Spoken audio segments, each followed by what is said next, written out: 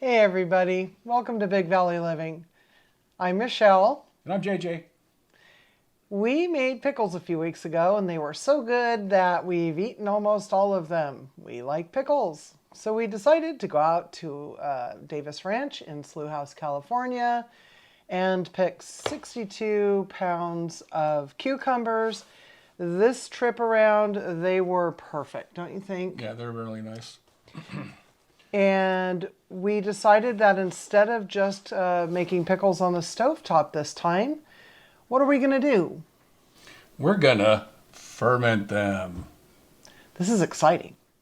So we're going to ferment them in crocks, but we're also going to ferment a few in glass jars so that we can see the process in action as they go through the process. Right, so what's going on in this crock during this period of time, we'll be able to see in these jars here.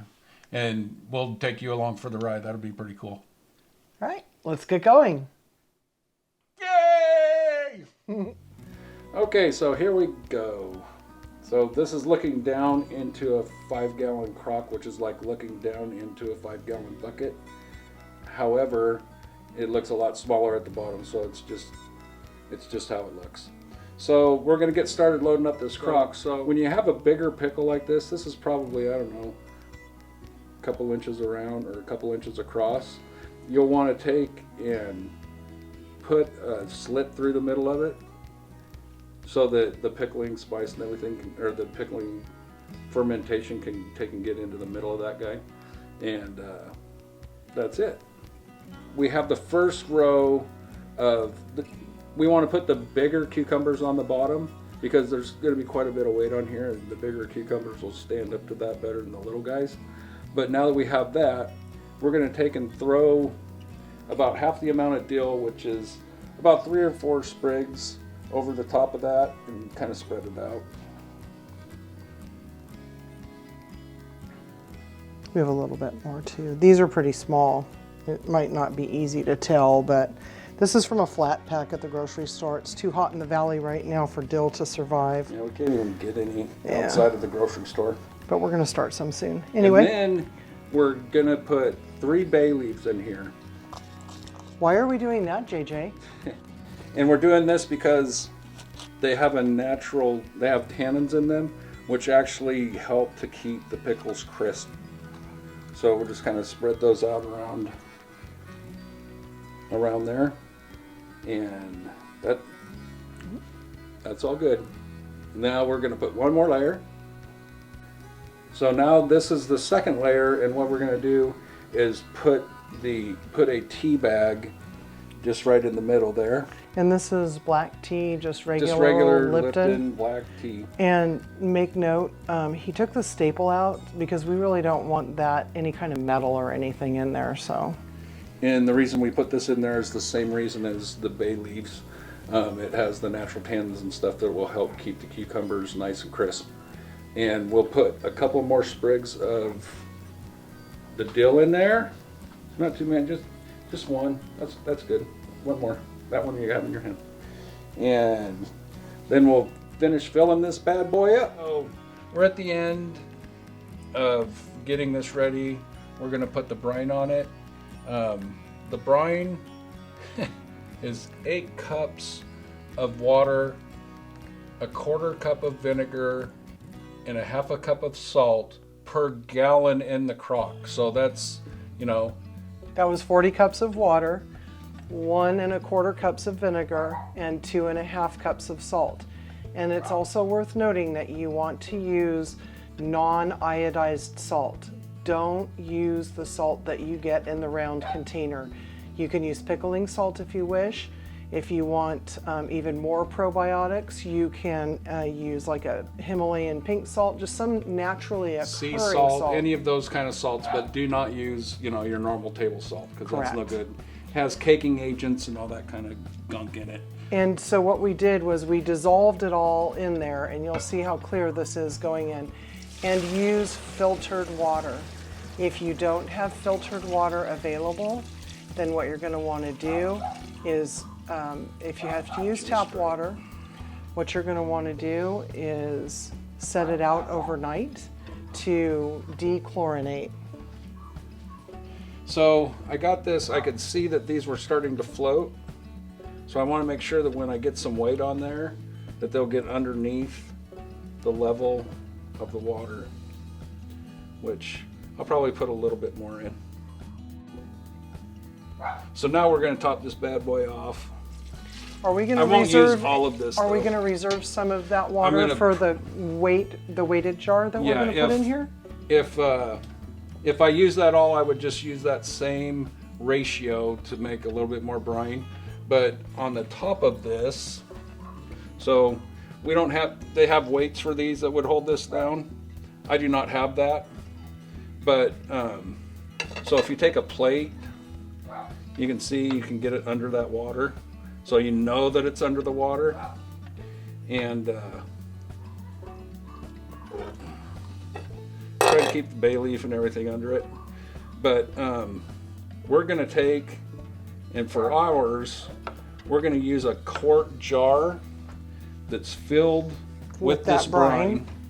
I'll get that for you. With a plastic lid, so that if it leaks out or anything, guess what? We're only leaking our brine back in there, and it's not water. It won't water it down or anything like that. So that's a little tip as well. So go ahead.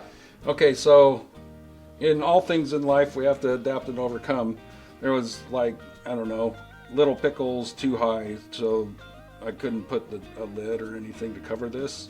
So we took that brine out of that quart jar and put it in a Pyrex dish that'll fit in there. And so now it can go in there because it's going to be covered for a little bit. Well, I'll probably check this in a couple days and see if anything is formed or anything. And then in 3 or 4 days, I'll pull that out and see what's going on inside, make sure there's nothing bad. You should, at times you'll get a little bit of a white scummy stuff up here. Film. White film. But you take that out. And then when you check on your pickles and look in there, if you see any of them turn white or any of that stuff are slimy or nasty, you want to get those out of there as well. So while we wait for our lids to come, we are improvising, and as you can see, we don't have weights yet and we don't have a lid. So we're going to use this Pampered Chef pizza stone because it fits over the top and it keeps it nice and tight. And as you can see, it's nice and flat on there.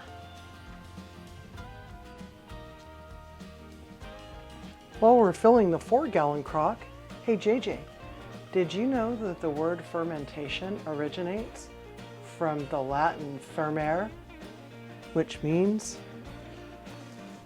to boil? I'm not so sure I want firm air.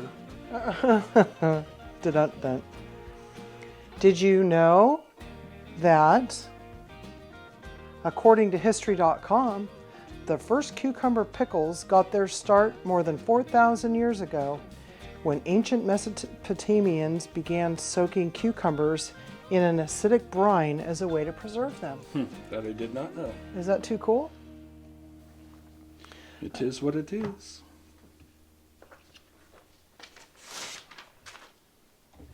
A few other fun facts while you're filling those bad boys up is that fermentation dates back as far as 7,000 BCE in China. And at first it was mainly used to ferment liquids like wine and beer and things like that. But we still enjoy them today in foods like sauerkraut, yogurt, kimchi, and in drinks like wine, beer, and kombucha. How cool is that? It's pretty cool. Did you know that the science of fermentation is called zymology? You didn't even know it had a name or a science, right? Color me crazy.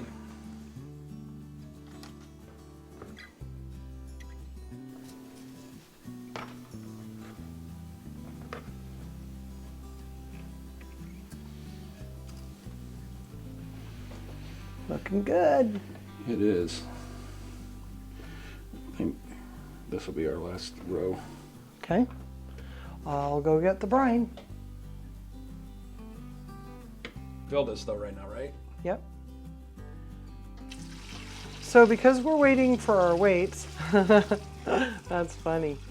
You really can only put about 2/3 full in a crock, whatever size crock you use, with your pickles.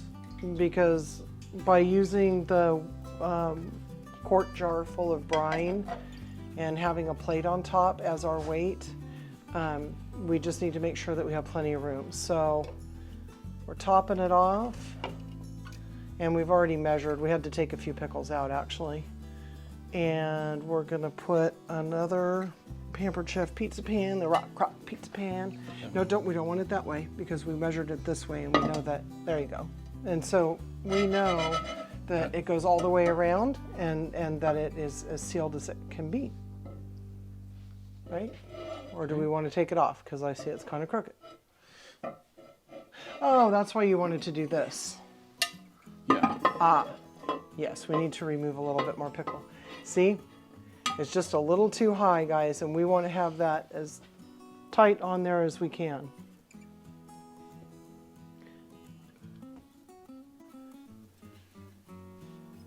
All right, that was fun, huh?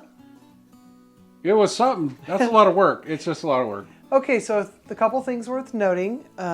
For optimum fermentation in these crocks, we need to keep the temperature in the room between 70 and 75. If it goes above 80 degrees Fahrenheit, you risk having bad bacteria and losing the entire batch. And if you fall below 70, it may take extra time to properly ferment. Luckily, our house is generally between 70 and 75 degrees. Right. And this is in a place that's not going to get direct sunlight, in a room with plenty of airflow. So we're pretty confident that that will work out. And temperatures between 55 and 65 degrees are okay, but it'll take like 5-6 weeks for that stuff to happen.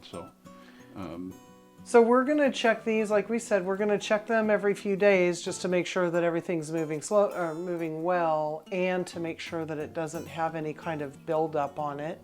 And we'll bring you along with that as we go forward. And then the next video that we have regarding the pickles will be when we actually are taking them out, and it'll have everything between now and then. Yeah, exactly. So thank you very much for coming along. We're looking forward to how this turns out. Look for another video with the final result in about 5 weeks. That'll give us plenty of time in case we need extra Yeah, somewhere time. between 3 and 5 weeks. There you go. Hopefully they're good. So have a great day, everybody. And again, thanks a lot for visiting Big Valley Living. If you like this video, please give it a thumbs up. That's very helpful. Share it with your friends and consider subscribing if you haven't already. See you later, everybody. Be kind.